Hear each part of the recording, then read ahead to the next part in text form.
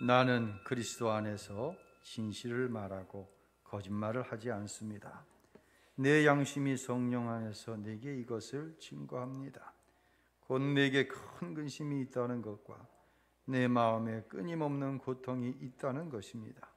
나는 내 형제 곧 육신을 따라 내 동족을 위해서라면 나 자신이 저주를 받아 그리스도에게서 끊어진다 할지라도 좋겠습니다.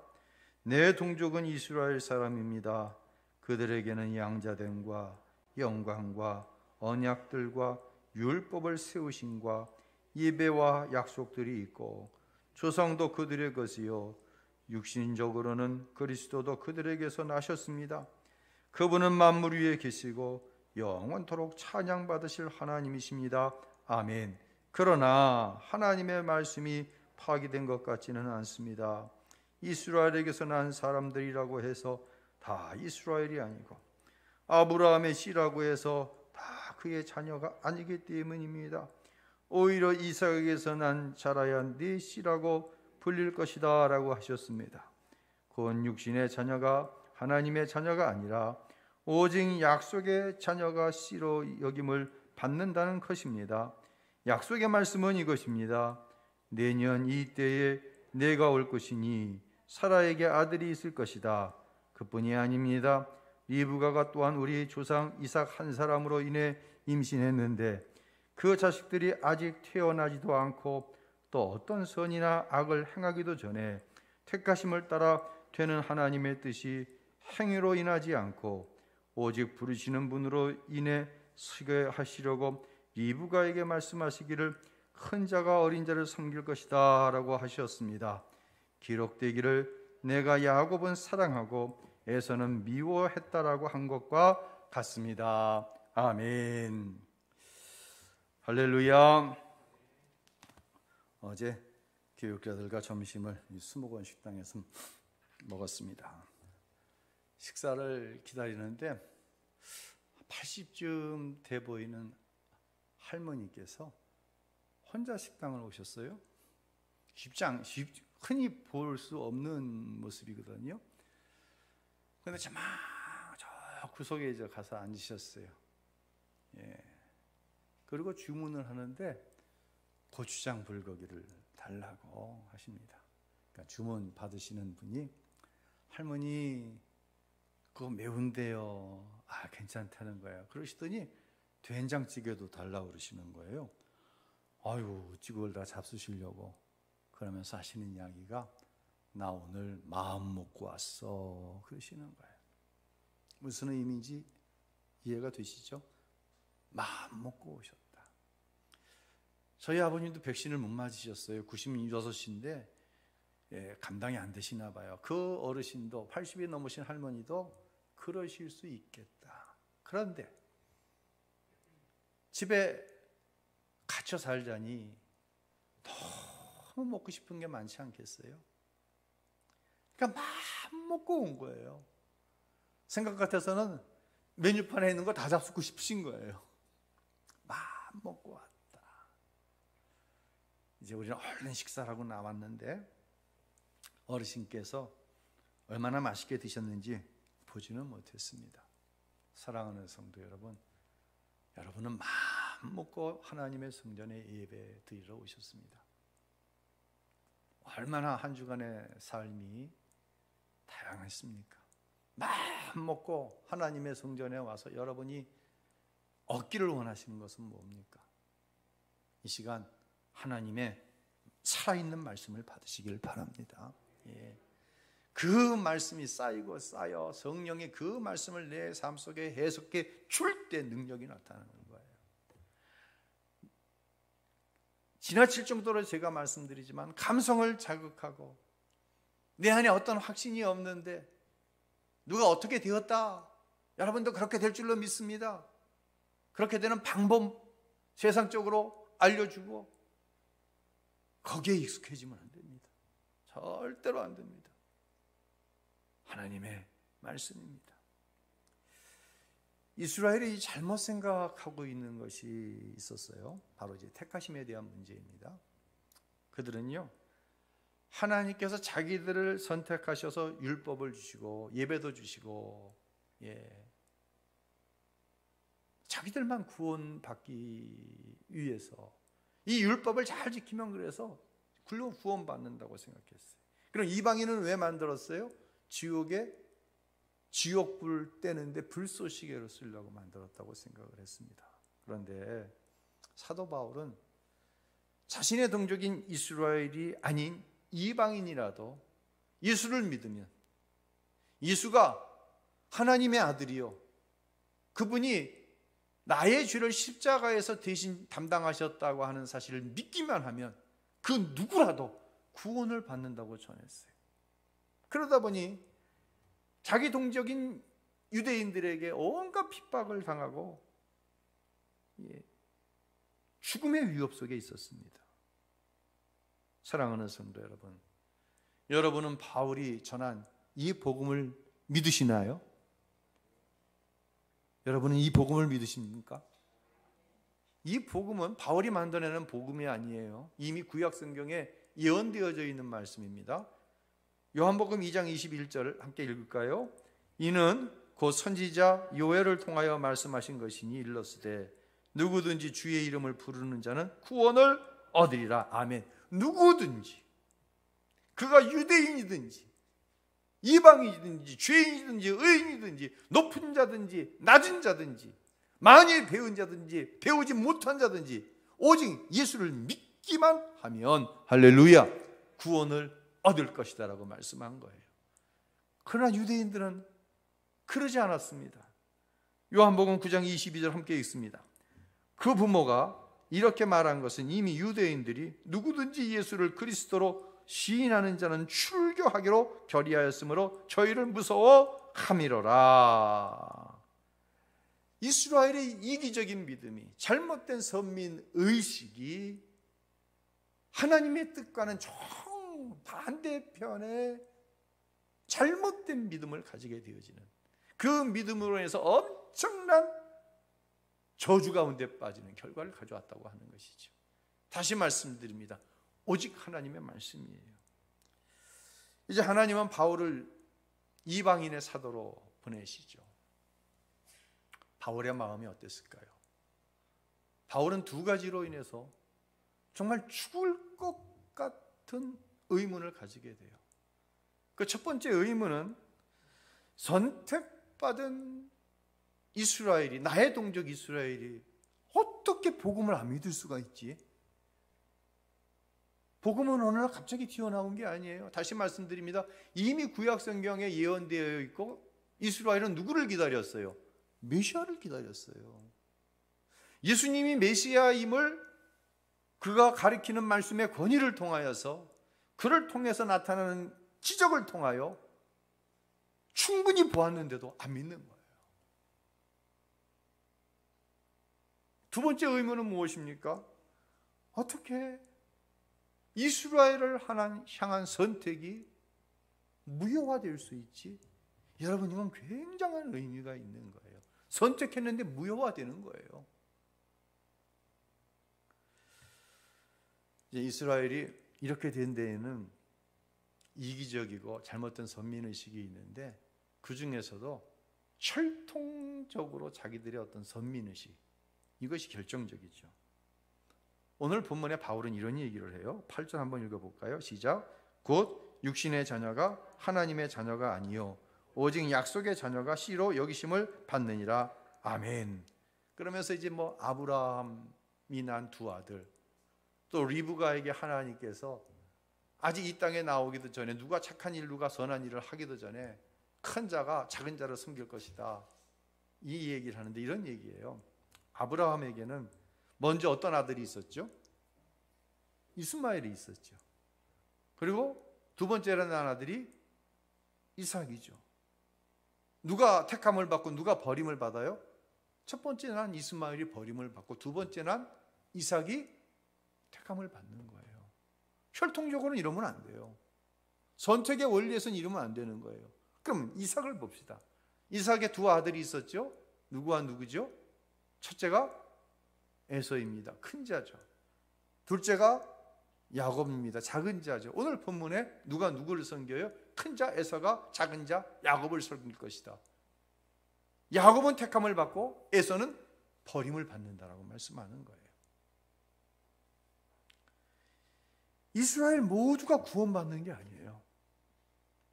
혈통적으로 서열대로 선택받는 게 아니에요.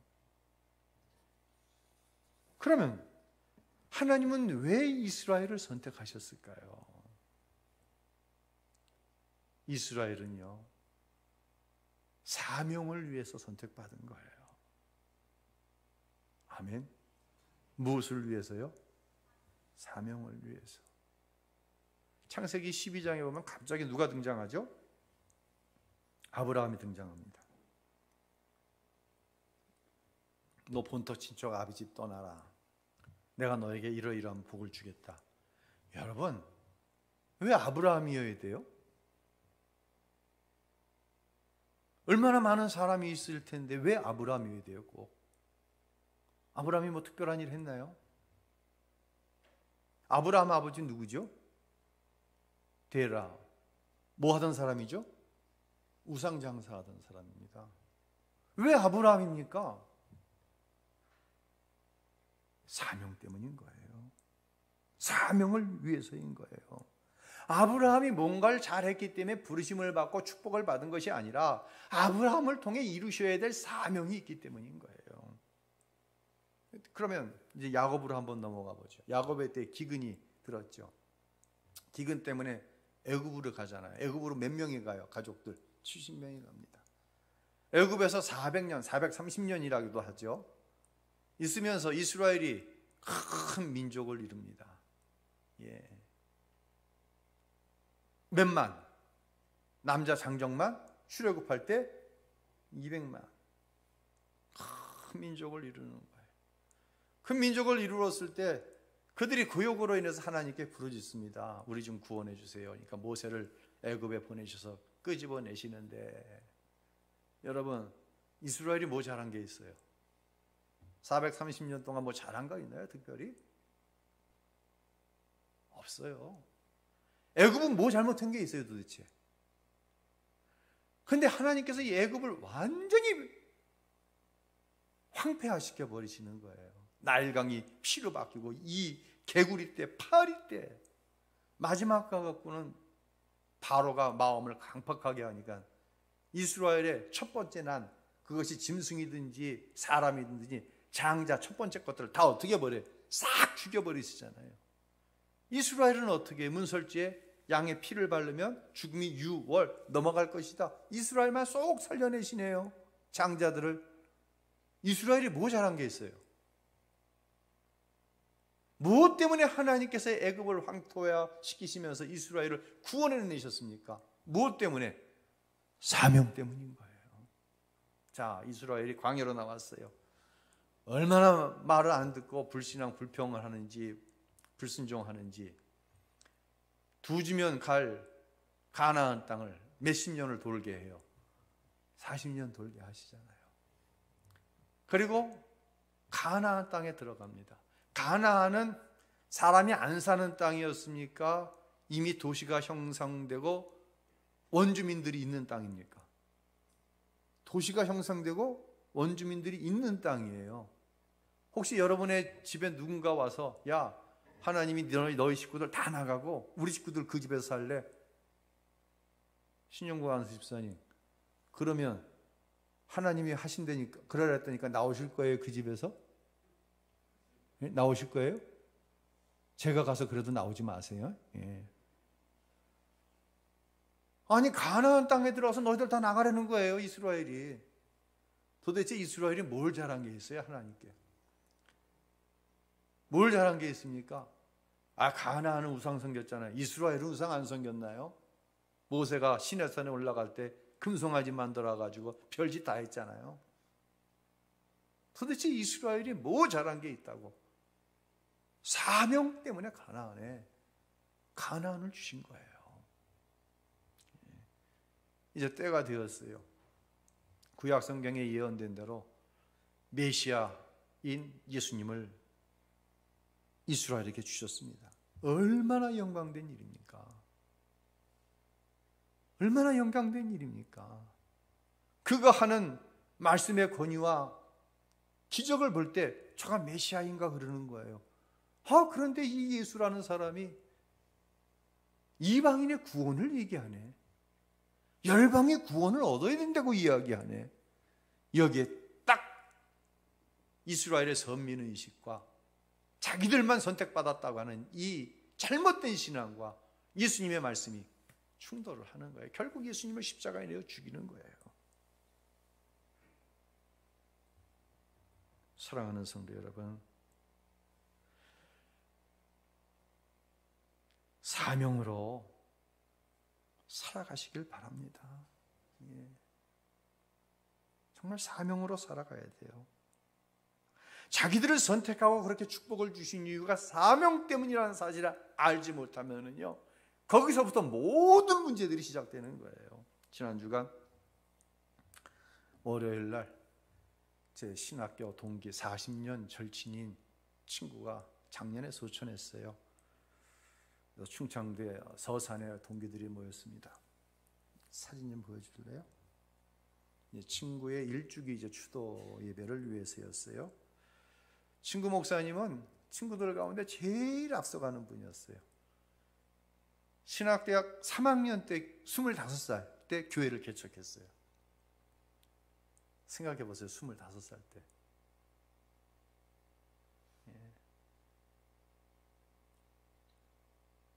25살.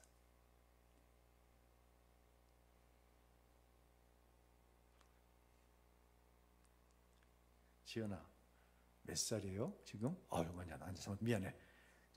숙녀한테 몇 살 물어보면 숙녀는 신는데, 예. 누구한테 물어볼까? 충환아, 충환이냐? 충환이 거기 있구나. 비슷하게 생겼다. 충환이 지금 몇 살이냐? 23?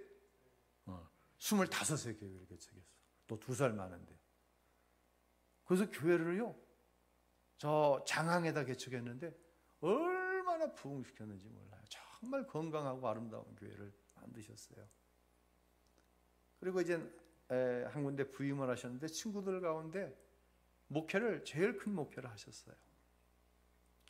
선교도 많이 하셨어요. 저랑 이제 오세아니아 선교하는데 오세아니아 지역에 선교 센터를 위해서도 헌금도 많이 하셨어요. 그 교회가. 교회를 개척해 주는데요, 그냥 상가 이렇게 얻어주면 안 돼요. 요즘에는 교회가 개척이. 그러니까 땅을 사가지고 교회를 지어서 교회를 개척해 주는 거예요. 그리고 친구들이 어려움이 있다고 한다면 앞장서서 친구들을 돕는, 머리는 저보다 훨씬 더 벗겨졌어요. 그래서 그 목사님 보면 얼마나 위로가 되는지 몰라. 그냥 늘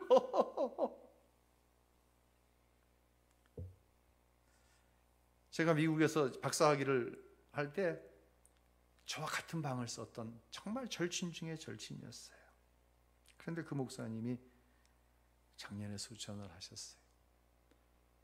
너무 어이없는 죽음에 얼마나 오열을 하며 슬퍼했는지 몰라요. 가장 슬펐던 것은 뭐냐면, 그렇게 친한 친구인데 그 친한 친구가 무엇 때문에 얼마나 깊은 고통을 당했는지를 모르는 거예요.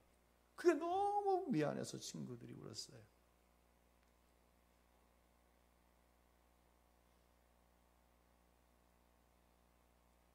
친한 게 뭐예요? 교회가 뭐예요?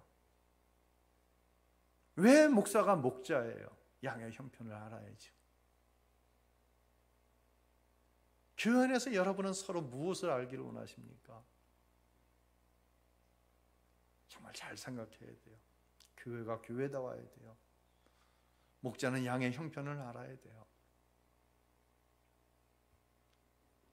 그러고 나서 이제 1년이 지났는데 코로나 때문에 이제 동기들이 모이질 못하다가 일주기를 맞아 함께 모여 추도 예배를 드렸습니다.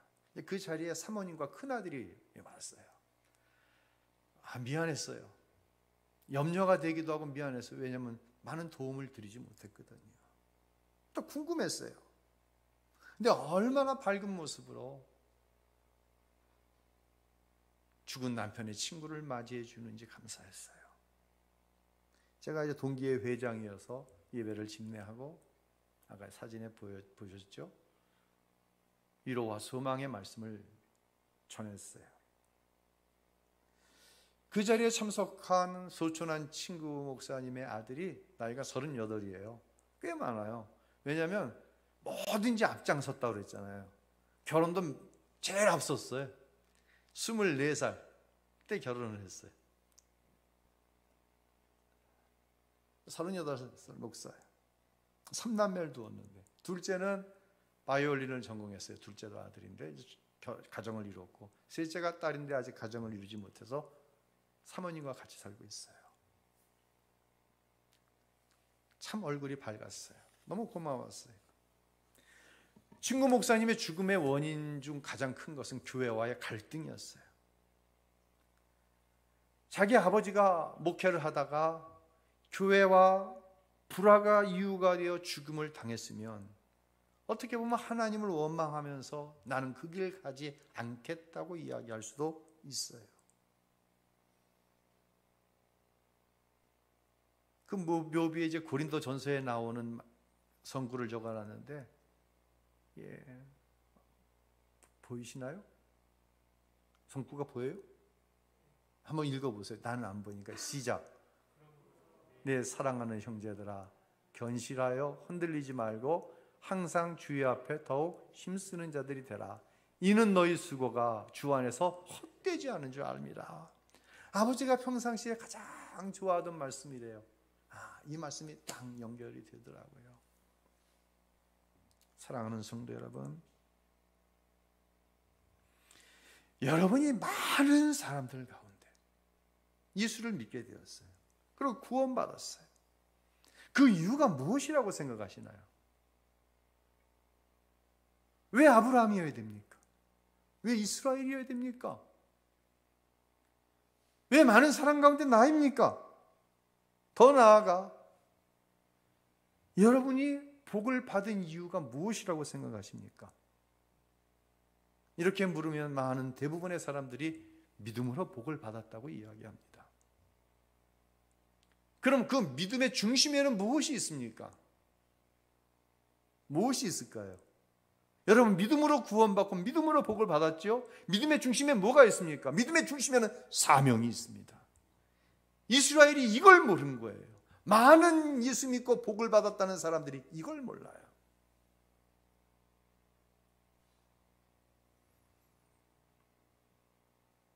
왜 우리가 말씀 위에 서야 될까요? 여기에 이유가 있는 거예요. 예수님은 구원이라고 하는 그 사명을 감당하기 위해서 모든 멸시와 천대와 결국은 십자가의 죽음을 당하셨습니다. 그리고 저와 여러분을 구원해내셨습니다. 그 이유가 뭐냐는 얘기예요. 혹시 나와 가족들만 잘 먹고 잘 사는 것이 구원이고 축복입니까? 그렇게 생각하시진 않습니까? 그렇게 되니까 할 만하면 감당하고 부담이 되면 내어놓는, 그것이 사명이 되어버렸어요. 왜? 내가 믿어서 구원받았고 내가 열심히 믿어갖고 축복받았어요. 이건 말씀 위에 선 거 아니에요.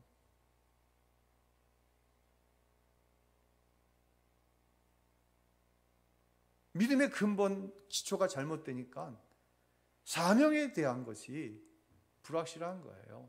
자기중심적인 거예요. 하나님은 그렇게 우리에게 사명을 주시지 않았어요. 우리 예수님은 그렇게 사명을 감당하시지 않았어요. 전적으로 하나님과 원수되고 하나님 앞에 죄인된 나 같은 것을 위해서 사명을 감당하신 거예요. 그래서 예수님께서 너희가 나를 따르기를 원하냐? 그럼 너 자신 부인해라. 네 가족 다 부인해. 네가 진 십자가, 네가 진 사명을 지고 날 쫓아야 돼. 할렐루야. 이게 사명이에요. 혹시 부담스러우면 거부하는 것이 사명이었다고 한다면요, 이제라도 꼭 돌이키시길 바랍니다. 우리 아멘 해봅시다. 2021년 사명으로 살지 못한 것이 있으신가요? 그런데 내 삶이 복이 있다고 말하진 않으셨나요? 믿음의 눈을 열어 자신의 삶을 정직하게 들여다보세요. 정말 정직하게 들여다봐야 됩니다. 순간순간 우리는. 그래서 말씀 위에 서야 되는 거예요. 자꾸만 감성 자극하고 그냥 기운을 북돋아주고 그거 갖고는 안 돼요. 어느 순간 쓰러져요. 그리고 주실 사명을 믿음으로 감당할 수 있기를 예수님의 이름으로 축원합니다. 아멘을 안 하시네. 큰일 났네. 여러분, 잘못된 선택신앙, 잘못된 사명관을 가진 이스라엘에게서 하나님은 이 자기들에게서 나신 복음 예수를 거부했잖아요. 죽였잖아요. 이제 이 복음 증거의 사명을 도저히 이스라엘이 감당할 수 없으니 그 사명을 이방인에게 옮기는 거예요. 근데 문제는 뭐냐면 사명이 옮겨가면은요, 뭐 또 옮겨갈까요? 축복도 옮겨가요. 이게 문제인 거예요. 전 세계에서 가장 많은 선교사를 보낸 나라가 어느 나라죠? 미국이라는 나라입니다. 여러분, 미국이 인권 하는데 미국은 인권 얘기하면 안 돼요. 햄버거 한 먹으러 가는데 백인들이 가는 햄버거 집이 따로 있고 흑인들이 가는 햄버거 집이 따로 있어요. 다 좋아요. 다 뭐 그럴 수 있지라고 생각해 봅시다. 그런데 교회도 백인들이 가는 교회에 흑인들이 가면 쫓겨나요. 어디도 교회도 뭐 잘하는 게 있어요? 민주주의, 인권. 그런데 그들이 잘한 게 있어요. 처음에 잘한 것이 신대륙을 발견해서 갔을 때 교회부터 지은 거고, 또 지금도 잘하고 있는 것이 전 세계에서 선교사를 제일 많이 내보내 복음을 전하는 거예요. 두 번째가 어느 나라예요? 대한민국이에요. 대한민국 전 세계에서 두 번째로 선교사 많이 보내요. 여러분, 대한민국이 잘하는 게 뭐 있어요? 진짜 TV, 뉴스, 이게 도대체 뭡니까 이게? 아니 뭐 7개월, 8개월 전부터 싸움을 붙이는데요. 여당은 여당대로 싸움을 붙이고 야당은 야당대로 싸움을 붙입니다. 여당은 지들끼리 싸워가지고 한 명 뽑았어요. 야당도 지들끼리 싸워서 11월 5일 하나 뽑습니다. 이거 또 싸움 붙입니다. 싸움을 붙일 때 그냥 붙이는 게 아니라 홀딱 뺏겨놓고 좌우지간 있는 거 다 텁니다. 허물, 그 가족들까지 다 텁니다. 그렇게 해서 이제 누구 하나 대통령 될 거예요. 이 사람이 어떻게 리더십을 발휘하겠어요? 이때부터 또 싸웁니다. 이거 세운 사람들은 뭐라고 그러면 맞다 그러고, 이 사람이 아닌 여기 세웠던 사람은 이 사람이 얘기하는 거 다 아니라고 합니다. 이게 뭡니까 도대체? 이게 민주주의입니까? 아니라고 생각해. 우리나라에 무슨 자원이 있으니까. 자원이라고 임자원밖에 없지. 예? 죄송합니다. 감히. 예? 뭐가 있어요 우리나라에? 석유가 납니까? 무슨 광물 자원이 있습니까? 근데 우리나라가 이만큼 사는 이유가 도대체 뭐예요? 여러분 때문인 거예요. 그 사명을 감당하는 것 때문인 거예요. 그런데 말입니다, 이 사명이 떠나가면 그 축복도 함께 떠나가는 것을 우린 세계 역사를 통해 배우는 거예요. 지금 유럽 보세요. 영국, 프랑스, 이태리 사명이 떠나가 버렸어요. 축복도 떠나가 버리는 거예요.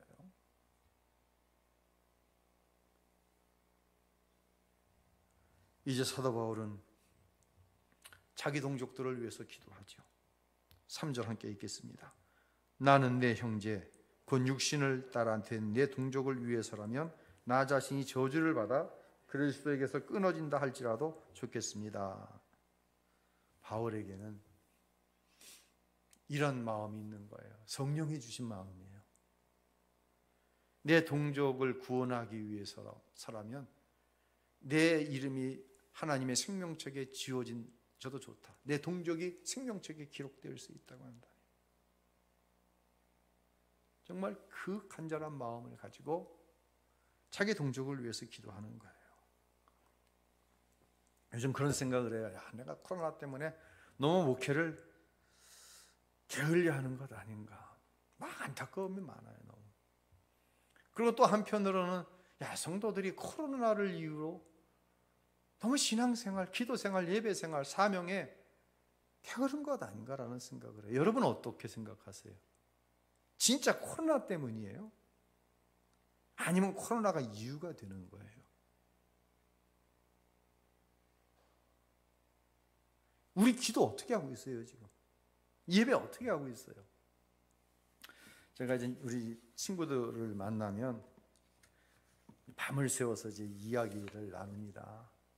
가끔 이제 친구들을 만나거든요. 밤새워 이야기를 나눠요. 아까 얘기했죠. 40년 지기인데 모르는 게 있다. 40년 지기 친구가 자기 어머니 얘기를 하는데 제가 처음 들었어요. 친구의 어머니는 40대에 혼자 되셨어요. 5남매를 두고 남편이 먼저 죽은 거예요. 친구의 아버지가 이제 돌아가신 거죠. 이 5남매 홀로 키우셔야 됐어요. 그런데 설상가상으로 친구의 작은 아버지가 사고를 당해서 불구가 됩니다. 그러니까 친구의 작은 엄마가 집을 나가버리셨어요. 6남매를 두고. 누구 차지가 된 거예요, 이게? 다 우리 친구 목사님 어머니 차지가 된 거예요, 11명이. 친구 어머니는요, 새벽이면 콩국물을 내가지고 머리에 이고 장사를 나갑니다. 그리고 오후가 되면 또 돈 될 만한 걸 만들어가지고 또 이고 나가는 거예요. 밤 9시가 넘어서야 집에 들어오시는 거예요. 그러면 집에 들어오면 쉽니까? 다음날 장사 나갈 거 준비해야 되죠. 아이들 먹을 거 만들어 놔야 되죠. 빨래 해야죠. 뭐 해야 되죠. 그러고 사셨어요. 그렇게 뒷바라지를 했어요. 그런데 평생 새벽 기도를 빠지지 않으셨어요. 아무리 생각해도요, 그 어려운 시절 가냘픈 여인의 몸으로 어떻게 그 많은 식솔들을 5남매 키우고 이 6남매들도 건수해 줘야 됩니다. 어떻게 이 자식들을 다 키울 수 있을까? 친구는 이렇게 얘기했어요. 어머니는 그 여인의 가냘픈 몸으로 그 모든 일들을 감당하시면서 새벽이면 하나님 앞에 나아가 모든 자녀들을 하나님께 맡기며 부르짖으며 기도하셨다는 거예요. 아마 여기에도 그런 기도의 기억을 가지고 계신 권사님들, 장로님들이 많이 계실 거예요. 저도 어머니의 그런 기도가 있었어요. 저희 어머니도 예수를 믿는 다음 날부터 새벽 기도하셨어요. 어머니의 생명을 건 새벽 기도와 헌신적인 삶으로 자식들이 다 잘 됐어요. 우리 친구 목사님은 5남매 중에 막내거든요. 제가 누구한테 부럽다는 얘기 해본 적이 없어요. 근데 그 친구 목사님한테는 야, 너희 그 남매 보면 내가 너무 부럽다. 제가 그런 얘기해요. 정말 신앙적으로나 사회적으로 잘 되었어요. 형이 둘이 있는데 둘 다 이제 기업을 운영하세요. 누이가 둘이 있는데 큰 누이는 교회 권사님이신데 이 권사님이 엄마의 신앙을 이어받은 거야. 꼭 그런 저기가 있죠. 그래서 얼마나 하나님을 위해서, 교회를 위해서 헌신하는지 그 이야기를 들려주면 참 마음이 훈훈해져요. 둘째 누이는 집사님인데 그 아들이 오페라, 이 뮤지컬 배우이면서 탤런트예요. 주연, 오페라도 옥주현 씨하고 같이 짝을 맞춰서 하는 그 오페라의 주연이고 이 연습국도 제가 어느 연습국이든 여러분 다 눈치채요. 근데 우리 친구 목사님 말하지 말래. 제가 허락을 받았거든요. 내가 얘기 좀 하겠다고, 간증하겠다고. 정말 그 원한매가 잘 됐어요.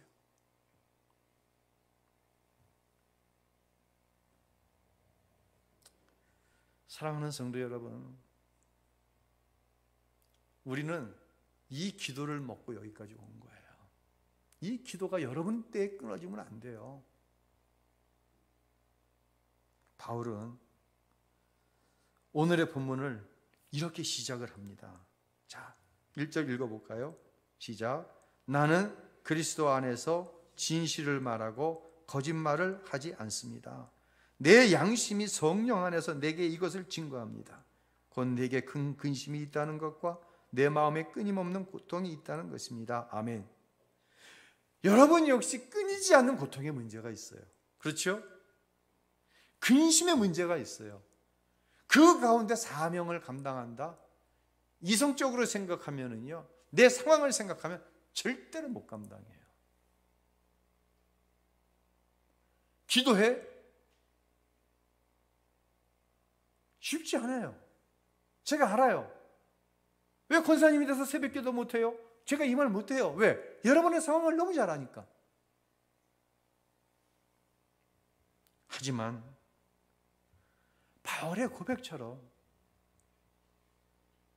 5 거느려야 될 11 자식들을 위해서 기도로 그 삶을 살고 기도로 승리한, 우리는 그 감정을 너무나 많이 알고 있어요. 제 어머니가 그러셨다니까. 또 여러분 가운데 여러분의 그 기도 때문에 여러분의 가정이, 오늘의 가정이 있는 분들이 계세요. 그런데 말이에요, 이게 내 현실 상황적인 것 가지고는 가당치가 않아요. 근데 성령이 오시면 돼요. 성령이 오시면요, 힘을 주세요. 성령이 오시면은요, 성경의 그 인물이 사도행전 25장을 살아가는 저와 여러분이 어떻게 그 상황을 이겼는지 지식으로만 아는 것이 아니라 너도 감당할 수 있다고 말씀해 주시고 힘을 주세요. 근근히 이기는 게 아니에요. 자, 로마서 8장 35절, 37절로 39절 사도 바울이 이런 고백을 합니다. 함께 읽겠습니다. 누가 우리를 그리스도의 사랑에서 끊을 수 있겠습니까? 환난이나 곤고나 핍박이나 배고픔이나 헐벗음이나 위험이나 칼이겠습니까? 그러나 이 모든 일에 우리를 사랑하시는 분으로 인해 우리가 넉넉히 이깁니다. 나는 확신합니다. 죽음이나 생명도, 천사들이나 악마들도, 현재일이나 장래일이나 어떤 능력도, 높음이나 깊음이나 다른 어떤 피조물도 그리스도 예수 우리 주 안에 있는 하나님의 사랑에서 우리를 끊을 수 없습니다. 아멘. 성령이 내 안에 오셔야 끊을 수 없는 그리스도의 사랑과 승리에 대한 확신으로 기도할 수 있게 되고 맡겨진 사명을 감당하는 거예요. 내가 하는 게 아니에요. 내가 하는 게 아니에요. 우신교회 부임을 해서 12월 31일 날 성부영신 예배를 하는데 성도들을 한 사람 한 사람 정말로 육체적인 한계를 느끼며 기도해 줄 때 어떤 젊은 여자 집사님이 저에게 이런 이야기를 했습니다. 목사님은 하나님이 주시는 힘으로 하시는군요. 할렐루야. 하나님이 주시는 힘으로 해야 돼요. 근데 내 안에 성령이 오셔야 하나님이 주시는 힘으로 간신히 할 수 있는 게 아니라, 그러니까 하다 넘어지지 근심에 얽매여서 하는 것이 아니라 넉넉히 이기는 거예요. 그 어떤 것도 그리스도 예수 안에 있는 나를 향한 하나님의 사랑에서 끊어낼 수 없기 때문에 하나님이 나에게 주신 그 축복의 약속이 반드시 이루어진다고 하는 믿음을 주시는 이가 누구예요? 내 안에 내주하시는 성령 하나님이신 거예요. 할렐루야. 그렇게 우리 장로님들이 여기까지 오시고 그렇게 우리 권사님들이 여기까지 오신 거예요.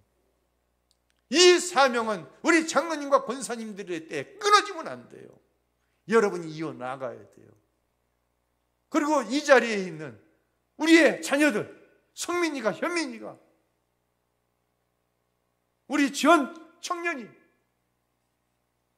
이어나가야 되는 거예요. 할렐루야. 그러기 위해서는 어떻게 해야 돼요? 성령 충만해야 돼요. 다른 방법이 없어요. 성령 충만해야 되는 거예요. 무엇도 이것을 끊을 수 없어요. 죄송합니다. 코로나도 끊을 수 없는 거예요. 왜 코로나가 자꾸만 이유가 돼요? 넉넉히 이기지 못하기 때문이에요. 코로나가 나를 향한 하나님의 사랑에서 끊어내요? 성령 밖에 있으면 끊어낸다는 답이 나오는 거예요. 성령 안에 있으면 끊을 수 없다는 답이 나오는 거예요. 그 이후에 내가 해야 할 일에 대해서 정확하게 답이 나오는 거예요. 누구 안에서? 성령 안에서. 성령이 어떻게 하나님의 말씀을 내 삶에 적용시켜 주시고 해석시켜 주시는 거예요. 다른 어떤 것도 이 일을 할 수 있는 게 없어요. 오직 하나님의 말씀이에요. 자, 그리고 하나님을 사랑하는 자로 하나님 아버지께 인정을 받는 거야. 너 넉넉히 이기는구나. 성령 안에서 너와 나와의 관계가 절대로 끊어질 수 없다는 것을 네가 아는구나.